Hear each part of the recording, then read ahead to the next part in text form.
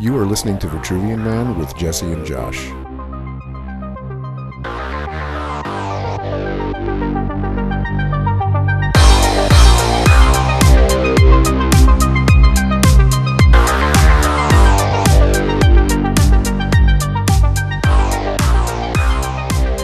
Welcome back to Vitruvian Man, and as usual, I am joined by Manila Josh. Holmes. Man, good to see you. Good to see you too. How was your week? Let's see. Anything fun? Anything terrible? No, nothing. Basically nothing. There's been not a lot going on. Yeah. Looking forward to the Sleaford mods in fucking May. That's going to be hella dope.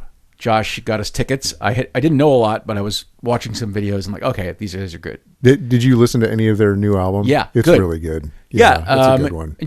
We've gone to a couple shows where I really didn't know the artist very well, but I liked your recommend. I'm glad we went. So It's always fun to try something new. They put on a good show. Rob went with me last time. Oh, cool. Where'd they play last time? They played, it was some two-story jobber, early 20s. Two-story. Okay. So it had a balcony you could sit up, and you look down, and it looked like an old ballroom kind of thing. It was Regency Ballroom. Maybe it was the Regency. I don't know. That's where I saw Behemoth. That might have been the Regency. Was it boiling hot? It was pretty hot. That's the Regency Ballroom was boiling hot. It's funny because cousin Matt showed up. Did he? And saw him down there on the floor. Went down and hassled him. That was a good show. That was really good. I was in the. When I saw Behemoth there, I was in the pit and messed up my knee. And instead of tennis elbow, I had the Behemoth knee. I just called it Behemoth knee. That was funny. Knee. So that was one of the last times I was in a real pit where it's like, okay, I just got to be careful. Like I might have to wear knee pads if I'm going to go back into a pit. Basically, I'm on the outside pushing people back in. I don't necessarily want to dance, but if someone invites me, I might go. We'll see how it goes. Wear my dancing shoes just in case. We got to get another fucking show in around here. Oh yeah, there's some good ones. Okay. There's a new one that just was underground for a couple of years that just went live and real, and it's good. Yeah. Yeah. Shows for $10, 4 bands. Oh, is this the place that you're talking? Yeah. Our band wants to play there, so it's really good. Yeah, I really want to go there. I've heard about it for a couple of years. That's one of the guys I was boxing with was telling me that telling me about it when I was in there, and I was like, I have no idea where that is. And you know where Riley Street is? It's right there. Yeah, Riley. Yeah, it's right there. So that'll be. Yeah, it's a nice place. You're gonna like it, and the guy that owns it is a giant metalhead. He was in a metal band, and he's like a weightlifter. And I saw him at the show that I just attended on January 2nd, and he's like teaching the youngsters how to mosh and stuff. Pretty great. So an oldster, younger than me, but an oldster like teaching the youngsters how to mosh and passing on the traditions. Yeah, like when you see him storm out there, like, oh, he's gonna like shut this down. No, he's going to mosh with them. Yeah, that's fucking awesome. Nice dude. That's awesome. A positive male role model. Yeah, for sure. Nice. Yeah. So as we talk about running a show, and of course, before we get to the movie, we do have another episode of This Motherfucker. This Motherfucker. This Motherfucker. This Motherfucker. This Motherfucker. This Motherfucker. This Motherfucker. This Motherfucker. This Motherfucker. So today's This Motherfucker is Nicki Minaj. Yeah. Who a while back tweeted that she is an illegal immigrant, right? She came here illegally. At one time was very critical of Trump. Now has completely reversed that. She back in 2020, she said she was not going to jump on the Trump bandwagon after years calling out his anti-immigration policies. 5 years later, she's singing the president's praises as a full-throated MAGA supporter. The rapper was effusive in her praise for Trump during an interview this weekend by Erica Kirk, the widow of slain conservative figure Charlie Kirk. Wait, this weekend she was on fucking Erica Kirk? Yes. Oh, God. That was at Turning Point USA's America Fest convention. Which we should actually just call Tapusa. Oh, what's Tapusa? Turning Point USA. Oh, Tapusa. Tapusa. You just made that up. No, I ain't calling it fucking Turning Point. They can fuck right off. She called Trump handsome and dashing. And also shared her admiration for President or Vice President J.D. Vance as well. Got to get a handy in there somewhere. Do you know why she did this? I know her support, her list, it's like her followers have gone way up since she started supporting Trump. But do you know? Do you know why? So the suspicion is that her fucking boyfriend, She's gunning for a pardon for her boyfriend who's in prison for fucking child sex abuse. Oh my God. Who's her boyfriend? I don't know. Is he a rapper? I don't know who he is. Okay. Yeah, I don't know, but he's in prison because he's a fucking pedo, and she's gunning for pardon. Trump did pardon Lil Wayne. That's not her boyfriend. No, I'm saying he has shown a propensity to pardon people that like his politics. And I mean, everybody knows that, right? Totally. I mean, that's fucking what it's all about. But yeah, fuck, that's why. Fucking, she's dating a pedo and she wants him pardoned. Jesus Christ. Yeah, we live in the worst fucking bullshit time. She loves both Vance and Trump. Says both of them have a very uncanny ability to be someone that you relate to. What do you relate to Donald Trump? How does anybody relate to him? Or that fucking ghoul Vance. Yeah. What's relatable about him? It's pure smoke, dude. It's pure smoke. She's gunning for something. And if it's not the pardon for her pedo boyfriend, it's something else. Exactly. This motherfucker was ripped by former CNN host Don Lemon. Listen to what he said. He's Stop talking about shit for which you know nothing about. You're out of your depth. You're a homophobic bigot. You don't care about African Americans. You are not an African American. And from what I know, you are reportedly an undocumented citizen. So you should be deported under Donald Trump's rules. Yeah. So Don's getting pissed since he left TV. He's getting pissed. Did you hear they judge threw out the case against him that the Trump administration was pushing on him? I forget what it was for. No, I didn't hear that. Yeah, that happened today. He got cleared. Yeah, I've been paying vague attention to Greenland, which apparently we're going to annex. Well, now we're not. Apparently, my wife saw this thing, and it has a theory that one of his advisors started pointing out actual rules from the UN, basically to placate him, and because he's I guess I'm not going to do it, but they basically have the theory that he was placated by actual standing rules that already exist, basically. But he doesn't know any of them. He doesn't know. I think that there's two things that happened that made him stop talking about it as much anyway. And I think that it's the allies were ready to put guns on the ground. They were ready to put people down. You mean in defense of Greenland? Yeah. Good. And good. So that would be the UN? Well, I don't know. It wouldn't have been the UN. It would have been individual countries that were willing to come together for the EU. And they would have fought American troops? Greenland, I think it was Greenland, it might have been Denmark, basically said, if you come in as an armed conflict, the first 1,000 U.S. troops on the ground will go home in a body bag. Jesus. And I think that he realized that was probably a fucking issue. So he is capable of understanding something's a bad idea. When it's like that kind of thing. And the other thing is he totally tanked the fucking market, right? Yeah, Dow Jones went down 700 points or something. Yeah, it's like 8 plus. And it's essentially back up to normal at this point because he chickened out or whatever. But fucking this motherfucker. A whole bunch of these motherfuckers, dude. God damn it. But at any rate, we've converted to a film podcast, so we don't give a shit about that. Yeah, fuck these motherfuckers. Yeah, fuck those motherfuckers. Right in the face. Right in the goddamn ear. We, of course, are assembled here to talk about P.T. Anderson's 8th film, The Phantom Thread. Why are you not married? Her arrival has cast a very long shadow. She's barely looked at you this evening, has she? May I warn you of something? My brother can feel cursed, that love is doomed for him. I don't like the fabric. Maybe one day you'll change your taste. Maybe I like my own taste. Just enough to get you into trouble. Perhaps I'm looking for trouble. Stop. There is an air of quiet death in this house. You're not cursed, you're loved by me. Stop playing this game. What game? What precisely is the nature of my game? All your rules and your clothes and all this money and everything is a game. This was an ambush. Stop. Are you sent here to ruin my evening and possibly my entire life? Stop it! I have a couple notes before we get deep into it. Okay. First of all, what did you think? I thought it was really good. Again, you hear people trying to rank his movies, and it's like, I personally can't rank them. Wasn't wasn't like top of the list. wasn't great. Sure. In relation to his other movies, but it completely enjoyable. Oh yeah. I will say,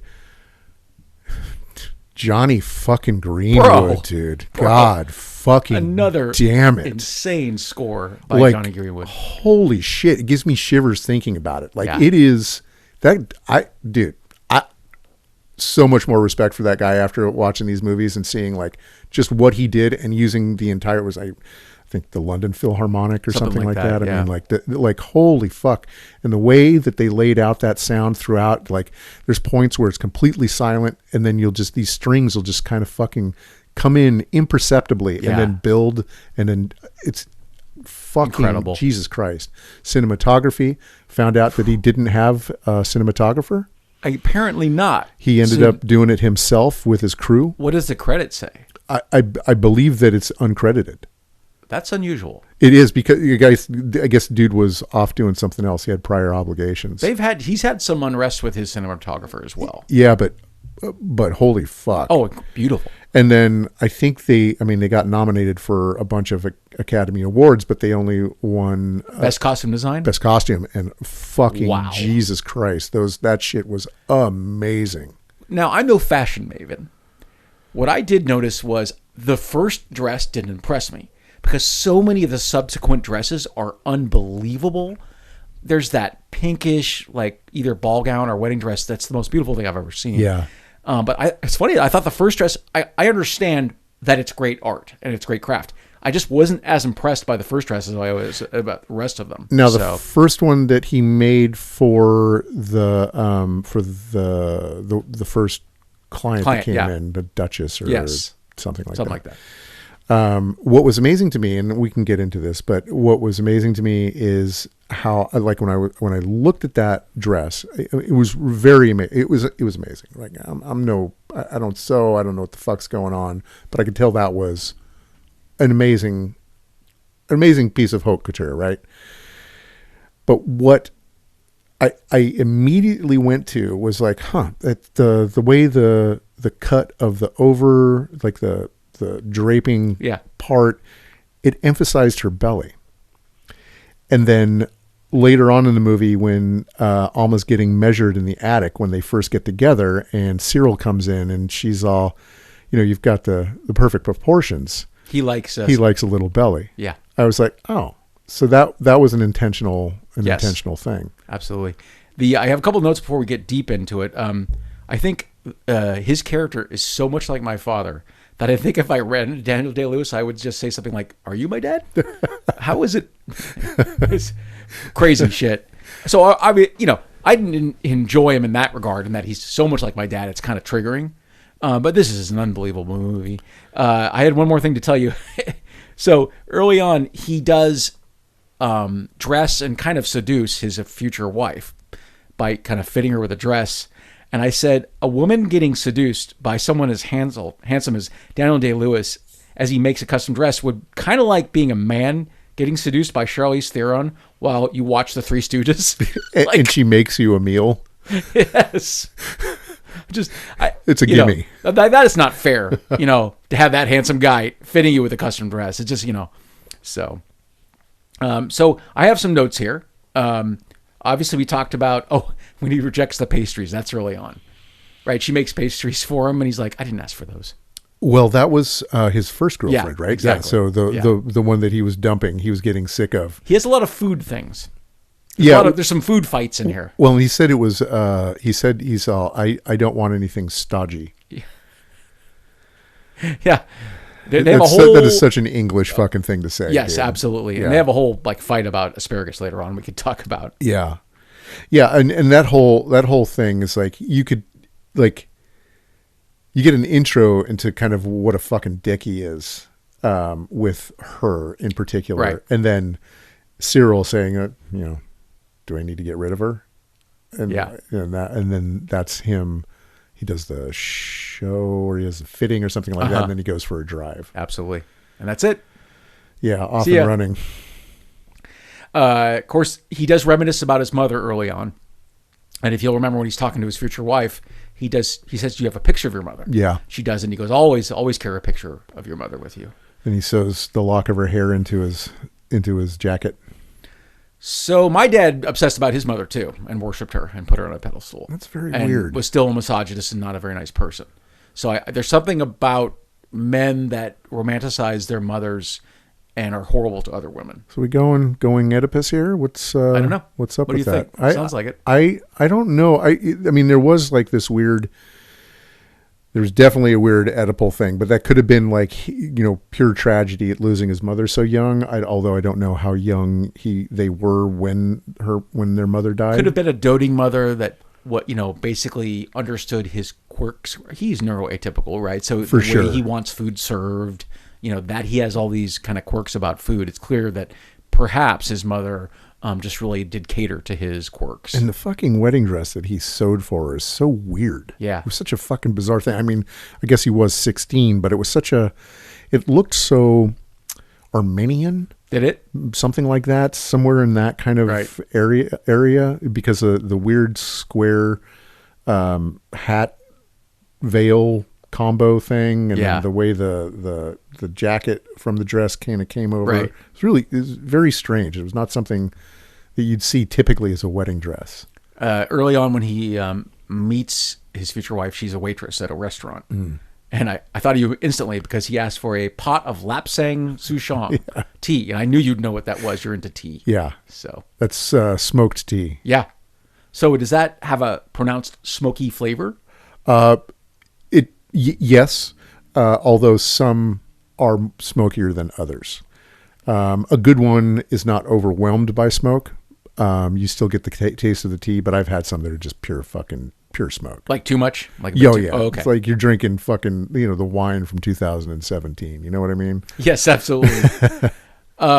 When he goes on his first date with his future wife, her name, I'm sorry, I think it's Vicky Krieps. Vicky Krieps. Is that how you say her name? She's incredible in this movie. She was amazing. She rides a line. It's like sometimes she seems to adore him. Other times, obviously, she's furious at him because of how he acts. But just a great acting performance. When the thing that I liked about her, just her character, about Alma, is that she was just so game. Because there was no hesitation when he would ask her, "Would you like to do something?" Yes. No, maybe, no fucking nothing. It was yes, and then they go do it. I thought that was an interesting kind of like quirk of her character. Right. I thought that was very cool.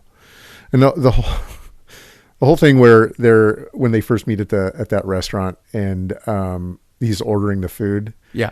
And it's like, that's a giant ass fucking meal that he orders, right? To the hungry boy. And and then he has her write it all down. He's all, "We remember that?" And she's all, "Yeah, yes." He's all, "I'm going to keep this." And he takes the tag and keeps it. Right. And then, he's asked her to go out on a date for dinner, and it's to my hungry boy. Do you think it's controversial at all to say that this movie does not say good things about the fashion industry? The way that it objectifies women? I mean, I think that's inherent to the fashion industry. Sure. I don't think that this movie is saying anything like new about it or anything absolutely. like that. I think that this is just a straight up story about a love story. I mean, really, sure. deep down there. Like, I heard people trying to fucking put other shit onto it or say it was a fucking ghost story or whatever. And I was like, what the fuck are you talking about? I don't understand. Like, one of them is not alive? The house is haunted. His mom showing up as a ghost when he was all sick, but he was just hallucinating. Yeah. I don't know. Like a lot of, it seemed like a really very straightforward, like love story drama. Absolutely. But yeah, the whole scene where they're measuring on that first date and like up in the attic and like that was just so fucking amazing, watching her transformation from being super into it and then Cyril shows up and then watching her get super uncomfortable. Yes. And just the way, like, dude, she's such a good actor. Apparently she's been in a ton of French and German movies. She was unbelievable. But just amazing. Cyril, the lady who played Cyril, I recognized her. That's Leslie Manville. She's unbelievable. Yeah, she is incredible too. I mean, really, those are the three people that are acting in this movie. I mean, you get some peripheral characters, but that's the. I think last week I was under the misapprehension this is more like a play, like a little small thing. It's not. No. Although most of the major scenes could have been a play, right? Yes. It's just in a room with a couple people because they have some big grand shots in this movie, but a lot of the dialogue takes place in a room. It's two places, right? Yeah. The majority of it. There's the New Year's party, but the two places are at the restaurant or the country house and the city house. Right.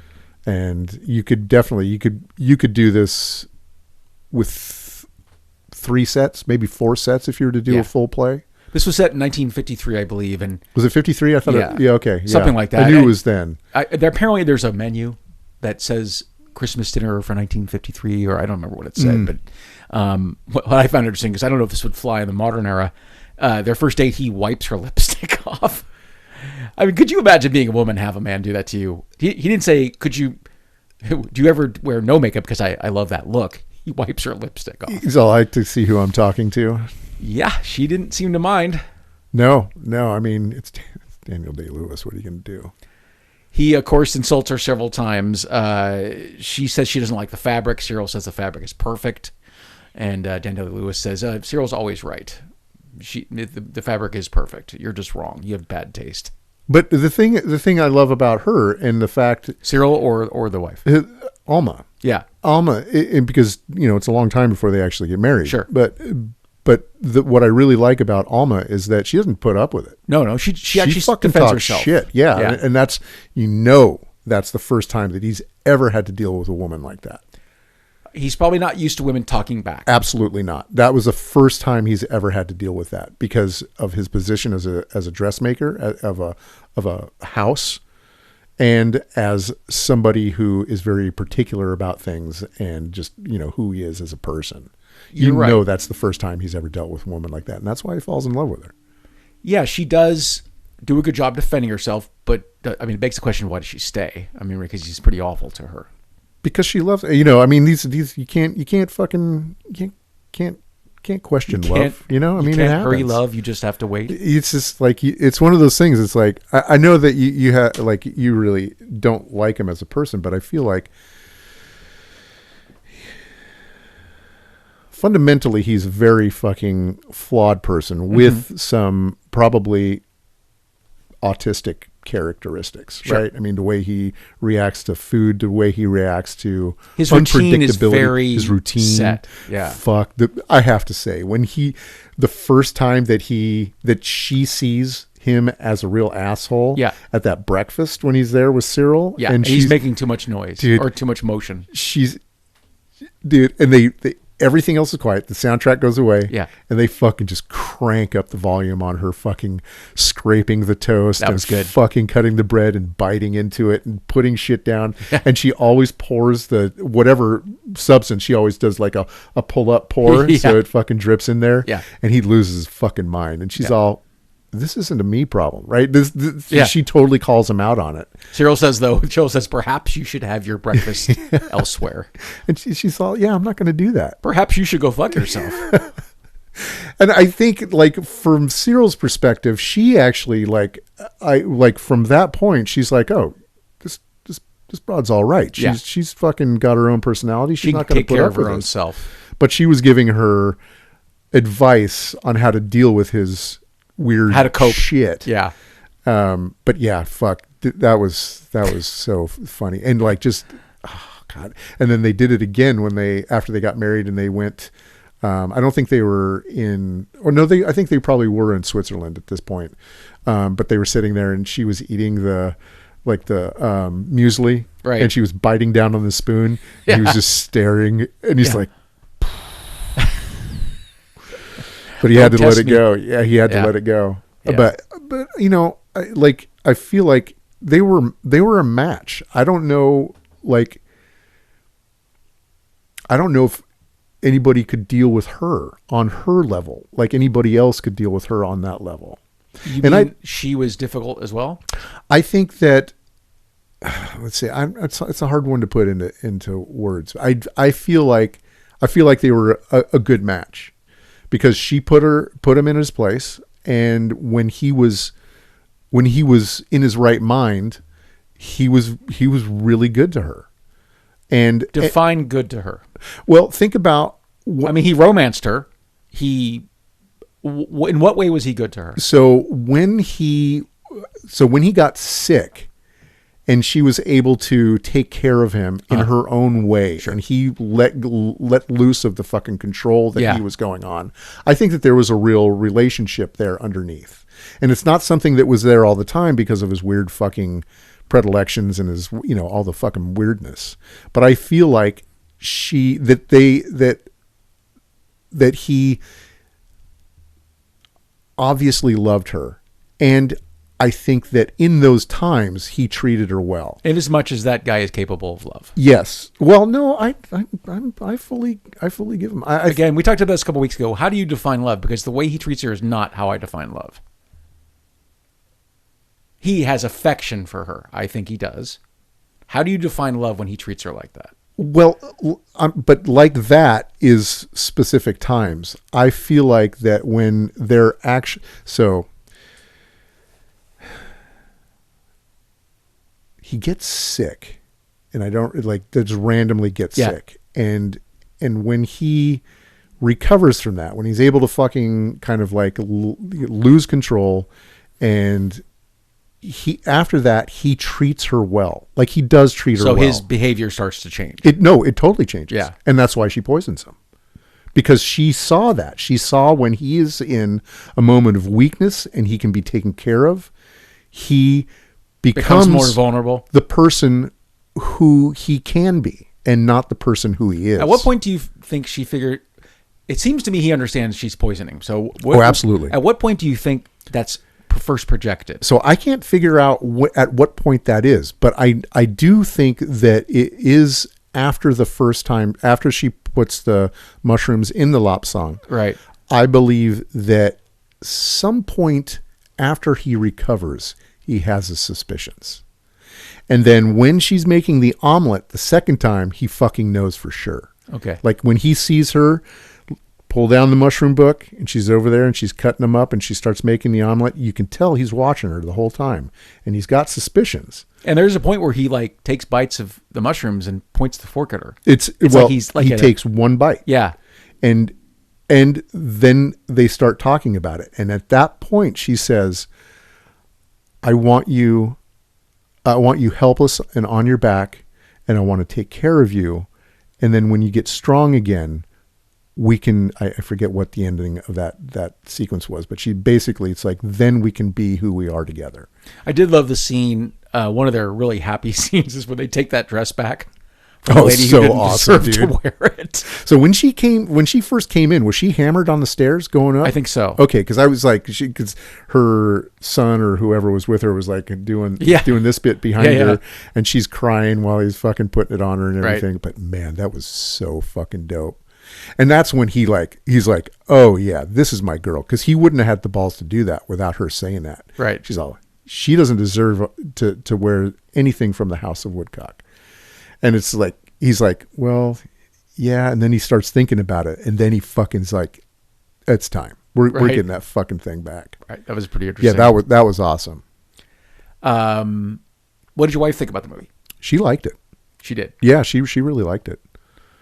She like, at first she's like, he's so fucking creepy. I don't know what the fuck's going to happen. She was like, I think she thought it was going to go in a completely different direction. And then she was like, oh, she's poisoning him. That's so dope. It's interesting. I know so little about fashion, and I think for years I would have said, fashion's a joke. There's no art in it. And then Tom Ford, who's a fashion designer, made a movie. And I'm like, what the fuck does he think he is? I had so little regard for fashion. And then I saw the movie, and it was fucking awesome. It's Colin Firth and Julianne Moore. I can't remember what it's called, but it's a lovely movie. I recommend it highly. I'm like, that really made me reassess my whole view of fashion. Like, this guy is just an artist. He makes clothing, and that's part of his art. But now that he's made his first film, and it was beautiful, I'm like, okay, there is a lot of art in this. I need to shut up about this. Yeah, no, the artistry on what he did, those handmade fucking dresses. Jesus, and the fact that he sourced that 16th century lace from Belgium after the war and brought it home, and he put it into that dress for the princess. Truly amazing stuff. And the closures, the buttons, I mean, just the whole fucking thing. What I wondered is how much What are the prices of these kinds of things? I mean, can't even imagine. Do you mean like one of his custom dresses? Yeah. I would say in modern times, $25,000, don't you think?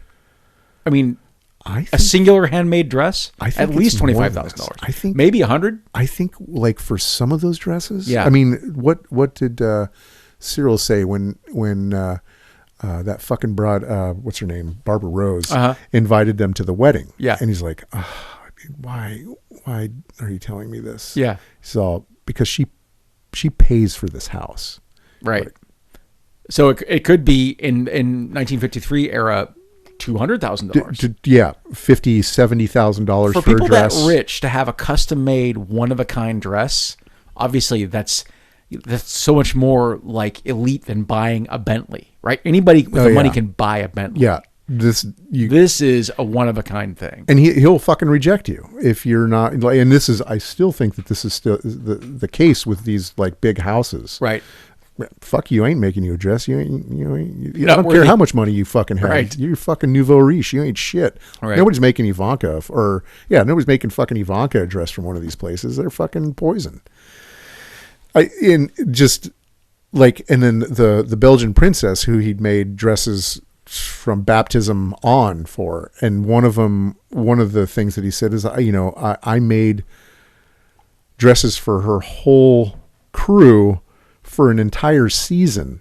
And it's like, how much was that? That had to have been bank millions of dollars. A lot. Because he was making dresses for each of the fucking bridesmaids. Yeah.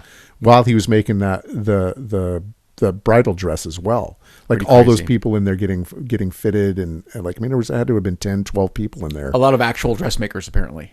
Oh, so when you go to the IMDb and look at the cast and crew, several of the cast have no photo because they are not actors. Right. Yeah, right? That makes sense. They're people that work in the industry.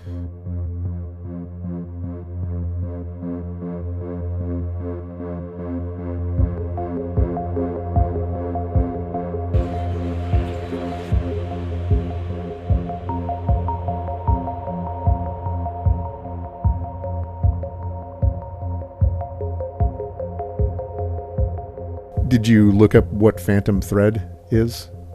I didn't. Tell me. So apparently in, whatever, the Victorian times, the Victorian seamstresses would come home from sewing all day and they would sit there and go through the motion without the needle and thread.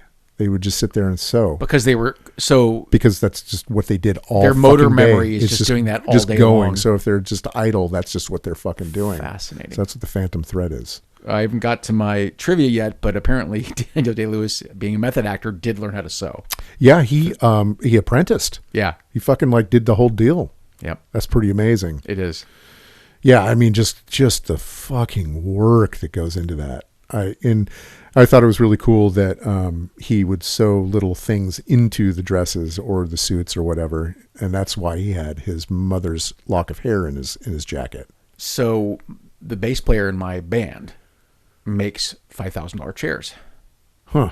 He's an incredible craftsman, and though he makes these chairs for very rich people, he is very much a socialist and big into Walden. And when he makes a chair, he stitches a page from the book Walden into every chair. Dope. Pretty cool. That's pretty cool. Yeah. And is there other padding? Does he put it under the padding? Oh, it's definitely hidden. Yeah, for sure. But I think it's in Scotland or Ireland when they put a new thatched roof up, they put a little bottle of whiskey for the next guy that's going to redo the roof. Oh, that's pretty awesome. Yeah, a little gift for the next guy to pay it forward. So that's cool. So do you have any other notes about the movie? Oh, before we get to trivia? I don't have really a whole lot of notes about it. I just think the whole process of their relationship I thought was really interesting. And I know you've got your opinions on it.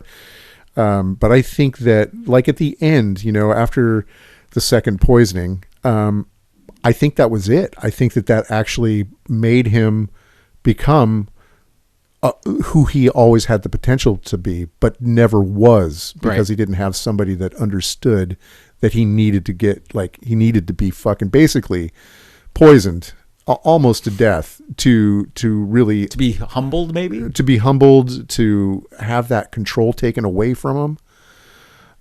Interesting. And I think that it truly was like, it truly is a love story. I think that afterwards they truly like were in love, and her walking up at the end with the pram, and Cyril taking it and them continuing on. I truly think it was like a happy ending, and I think that everybody involved changed in a positive way. It's interesting. Only a graphic designer would notice, but the title is repeated at the end of the movie, overlaid over a beautiful shot of them, and then the title and the subsequent credits are not centered.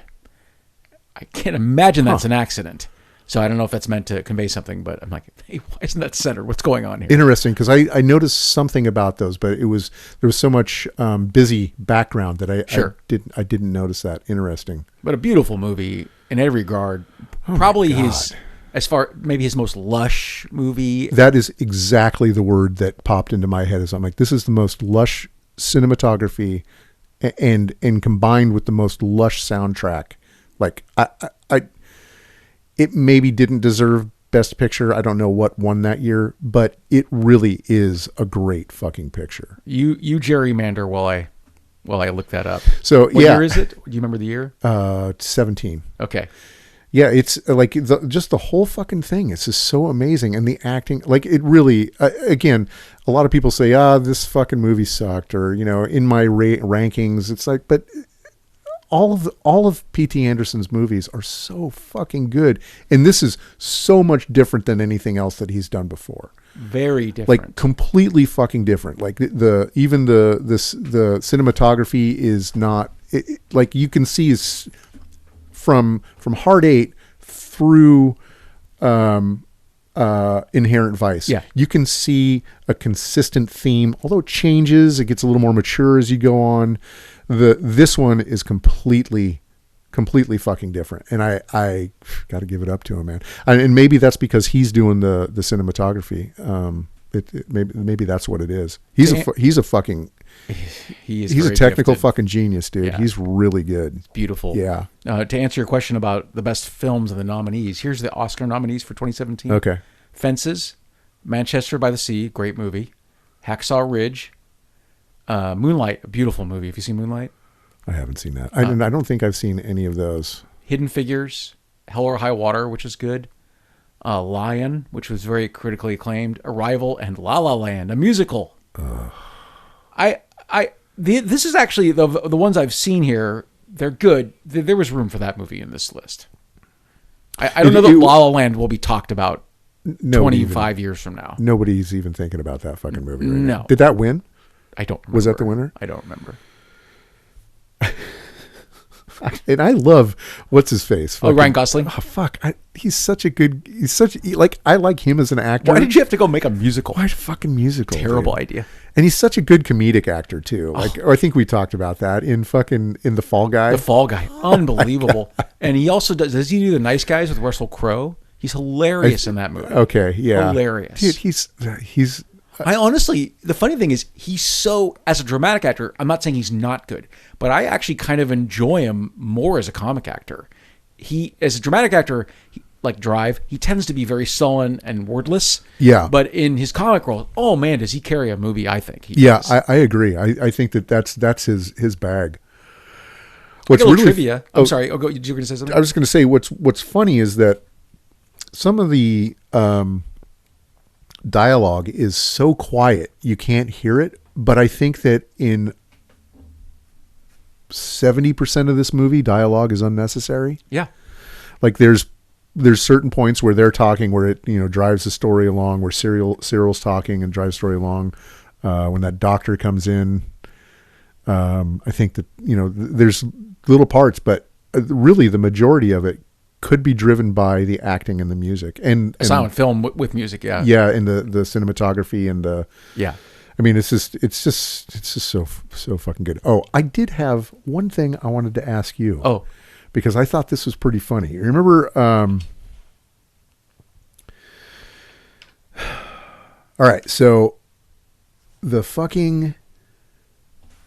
doctor right? That comes young to man him. Who he kicks out of his. He says, "Get Get away. the fuck out of here." Yeah. You can fuck off. Yeah. That's so fucking funny. His fucking godmother, right? Do you remember her in the movie? Yeah. Yeah. So they're at the table and she's just straight mad talking shit, dude. Just she's saying that he's married to an infant or to a child. Yes. Right. But what she says at the dinner table is, I don't want to be racist, but what is her and her people doing? I don't know what she's doing. Is she stealing stuff? Was that Julia Davis that played the godmother? That looks right. Okay. That looks right. So yeah, I don't want to be a racist, but what's the deal with? But so, what race? Is it because she's German? Well, Welsh? No. Well, maybe. I don't know. I have no idea. So I was like, but I mean, race. I mean, So you're both white. Some fucking white girl. Well, don't forget though that Irish, when they immigrated to America, were the lowest form of white people, and that right? might be what she is. She might be Irish or Welsh, something like that. Right. So I was just curious as to what you thought that was. I had no idea what she was. I'm weird. like, you're right. Yeah, I did notice that. I'm like, what? Aren't you the same race? She's such a catty fucking bitch, dude. Wow. Yeah, she really trash talked her.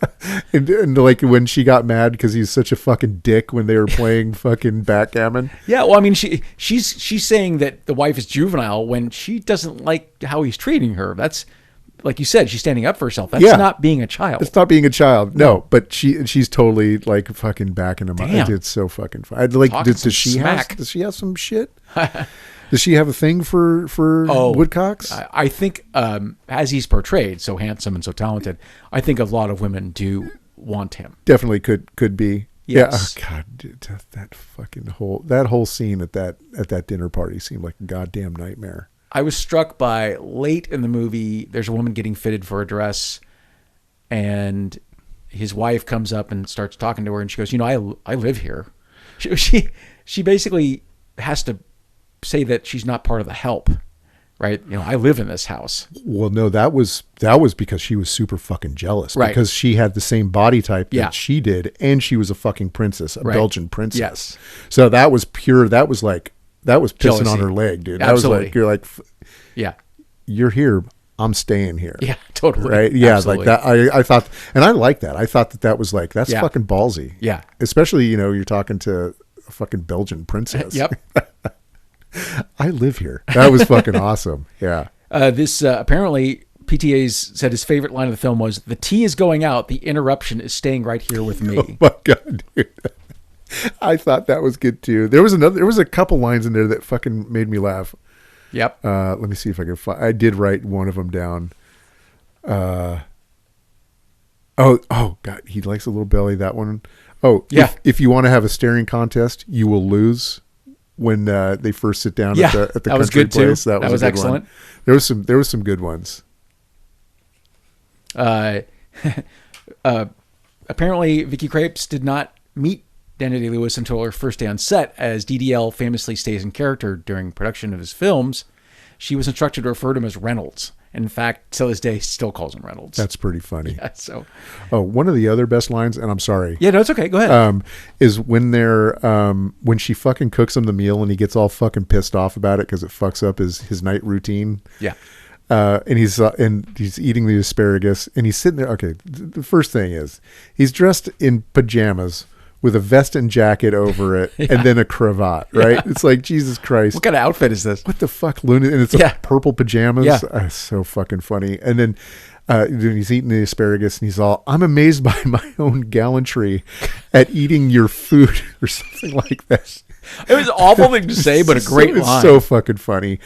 I mean, there was some really funny shit in there, but he was a fucking asshole. But in the end, the lines were great, though. There were some good ones. The name Reynolds Woodcock began as a joke suggested by DDL to director PTA, and the name funny. Made Anderson laugh so hard he cried, cementing its presence in the script. That's fucking dope. Apparently, so the script is written by PTA in collaboration with DDL, and Anderson's even said that he probably should have some kind of co-writing credit. Oh, wow. Okay. So apparently he did a lot of the writing of that movie as well. It makes so much sense. I mean, his whole mannerisms and the fastidiousness and fucking he's such a great vocal actor, right? Oh, I mean, yes. The difference between Longview and Woodcocks. What? Oh, Plainview. Daniel Plainview. Yeah. Long legs. But no, yeah, the speech obviously so radically different. So fucking. And this is the guy who played Lincoln too. Yeah. An incredible scholar of speech for sure. Fucking guy. Have you seen Last of the Mohicans?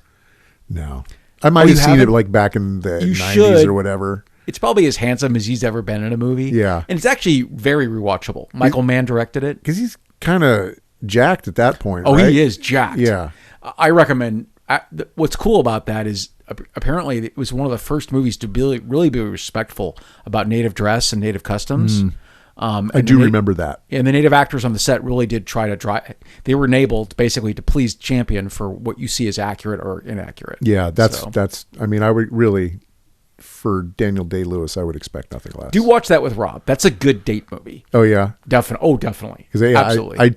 I think I might have drunkenly watched it back in the 90s when it first came out. It's pretty good. Good score. One more bit of trivia. Shooting in this film was completed on April 26, 2017. The same day that PTA's close friend and mentor Jonathan Demme passed away. Oh, that's why it's dedicated to him. Dedicated to Jonathan Demme. I saw that pop up at the end. I'm like, oh, I wonder what that's about. Yeah, makes some sense. Yeah. Demme, a very serious, excellent filmmaker. It makes sense that PTA adored him. Yeah, pretty cool. Do you have more notes, or should I move on to quotes? I think that's all I got. Yeah, good. I'm really glad I saw it.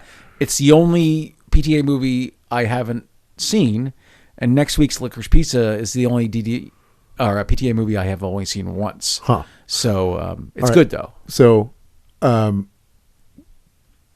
know what your initial view of Woodcocks was. Has our conversation changed that at all, or are you still hating Oh, and this is just purely curiosity. This is not me wanting to change your mind. So I'll try to, let's throw aside the bad dad. Let's just put that aside, because that's not really relevant to appraising this movie. Yeah. It wasn't pleasant for me to watch him berate her like that. Yeah. But I did find it interesting that it, like the way you said, their relationship evolved for the last third of the movie. Yeah, for sure. I didn't see that coming. I assumed he might get worse and worse as he's getting slow poisoned. Yeah. But I think his humanity comes out a bit. And it's in the last third of the movie. And it's because of the poisoning. You know what I mean? It totally is. Which is crazy. Yeah. But it's true though. Yeah. And Rob was like, oh, she's going to fucking kill him. She's super excited about it. Does she cook for you? We cook for each other. Yeah. Rob, these mushrooms taste funny. This is bitter. We have a family friend who lives up in, where's Humboldt University? Is that Eureka? Eureka Arcata, yeah. He is an expert mushroom picker. And he sells mushrooms to all the restaurants around the county or around where he lives. And he brings them for Thanksgiving, and they're amazing. Dude. Just fresh caught mushrooms. I ever tell you when I was working at the restaurant up in Healdsburg, and I was closing up shop, and this fucking weird fucking dude, he'd been in a couple times, and he's like just a weird fucking guy. Yeah. He's a doctor. Well, he told me anyway. Maybe he was a doctor. Yeah, maybe he was a doctor. He comes in with all these. Did he try to ask you to pull your pants down, or? Oh, okay. Look at the mushrooms. He comes in with all these fucking mushrooms and spreads them out on a newspaper on the counter. He's looking at them and going through them. I'm like, this motherfucker, right? Straight, like this fucking guy. He's bringing mushrooms into your restaurant. Yeah. To sell to you? No, he wasn't anything like that. But what he did do, right? So he spread them out. I'm closing up. It's like getting there. I'm cleaning up the kitchen. He's all, hey, would you cook these mushrooms up? I'm like, no, absolutely not. He's like, well, if I'm right, they're candy caps. I'm like, if you're wrong, we're going to fucking die. If you're wrong, they're poisonous. Oh my God. He got super bent out of shape. It was that guy. Anyway, that was pretty fucking. I must have told you this. We saw a death metal show. It was a death metal festival in Oakland, and there's a little Chinatown in there, and there's just 2 or 3 restaurants, and not a great neighborhood, but we're standing outside. It just looked like every bad Chinese restaurant I've ever been to in the city. But you walk in, you're like, oh, you smell it, and this is unbelievable. The best Chinese food I've ever had in my entire life. And we're sitting there. I mean, it's packed. It's like hot from the bodies in that house, that restaurant, just packed full of people. best Chinese food I ever had. So when my friend's about to order, he's kind of a gourmand. He's a good cook. And he's about to order. He goes, "Oh, I'm going to ask her about these mushrooms." I'm like, "What are you going to ask?" And he goes, "I'm going to ask if they're more woody or fruity or something." And I said, "Don't ask her that. Don't do that. She's not going to know what the fuck you're talking about." Yes. They all speak Chinese. They don't. They don't give a fuck. They don't give a yeah. Anyways, don't ask if they're woody. Don't do That's that. The worst kind of fucking gourmet kind of guy. I'm going to ask the fucking people that don't speak English a lot of weird questions about nice their guy, food. but kind of clueless about humans, I think, in general. There's a whole segment of like, cooks and stuff like that that do stupid shit like that. It's just. Do you mean that like bother the wait staff or? Basically, they're trying to show off their skills and their knowledge by asking questions. You know what I mean? I don't know. To your credit, I've eaten several meals with you, dozens. I don't think you've ever bragged that you were a chef. So I think you did a good job of not trying to front like that. No, I never do that. No. Nobody gives a fuck. They don't care. No, they do not care. Oh, you used to cook? Great. What's your order? Yeah. What are you having? Do you remember in Seinfeld when Elaine says to the busboy, "Hey, the soup is great"? The busboy has no fucking idea what she's talking about. And she's like, "Why are you mentioning the soup to him?" Yeah. She goes, "I just wanted to tell him it was so good." And he goes, "What do you think they're going to go back to the chef?" And goes, "Hey, she likes the soup." It's all he can do to keep from killing himself. Oh man, that's good stuff. That's good stuff. I got a few quotes. All right, bring it. It's MLK Day, just the other day. Happy MLK Day. This isn't super obscure, but I like this quote. There comes a time when one must take a position that's neither safe nor politic nor popular, but he must take it because conscience tells him it's right. Yeah, I've heard that one. That's a good one. We went to a protest the other day. There was a union protest against Trump in front of the college, and it was great. Hundreds of people showed up. Nice. And many people honking in approval. Yeah. Even a giant city bus drives by. Honk. Just the city bus driver. That was dope. Got flipped off by a few people. Oh, perfect. Hey, this nice peaceful protest you're having? Fuck you. Yeah. Well, okay. We know who you are. Exactly. Here's another one. Soren Kierkegaard. People demand freedom of speech as a compensation for the freedom of thought, which they seldom use. Oh, man. Damn. That's pretty great. Yeah. I have a Salvador Dali. We've talked about dumb people reviewing good movies and saying dumb things about them. This makes me think of the Dali quote. When the creations of a genius collide with the mind of a layman and produce an empty sound, there's little doubt as to which is at fault. Old Salvador Dali. Beethoven had written some compositions late in his life that were not well reviewed. And when a critic said, "Hey, how do you feel about the criticism about your newest pieces?" And he goes, "Well, they're for another time. You don't know what I'm doing here, and it might take a few decades for people to figure this out." To actually hear what's going on here. So I'm going to quote my son from several years ago. I think he might have been like 4 years old. This is just excellent. Out of the blue, my son said the other day, "Abraham Monkey." And I said, "Who's that?" And he replied, "The first monkey president." Oh, yeah. As a lover of monkeys, I was very pleased about that. Made you really happy. Abraham Monkey. The first monkey president. Of course. Well, obviously. We'll see you next week for Licorice Pizza. Licorice Pizza. And then a toast to bad dads. Everything they teach us. See ya. Rock on. You have been listening to The Trivium Man. If you'd like to get a hold of us, you can either call us at 415-484-8841 or send us an email at thetriviumpod@gmail.com.